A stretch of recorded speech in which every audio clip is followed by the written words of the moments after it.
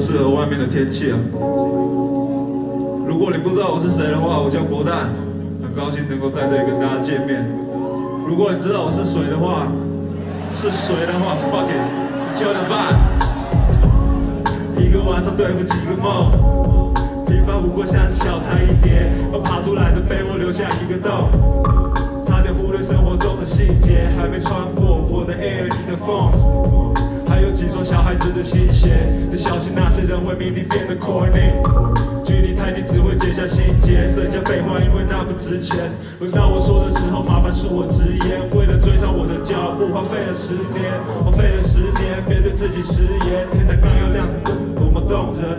Yeah， 像整个地球好小，跟着思想，连我都能够纵横。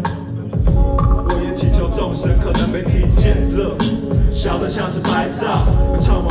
不用假装哀悼，却又被它缠绕，是催眠还是干扰？如果可以忘却，命令我的战略，像佛教说的幻灭，在一个人的半夜，咖啡早就泡好，但是忘了喝。这感觉一到我就赶紧上了车，像是通勤没有目的地的乘客，我精心打扮却被看成恶乐。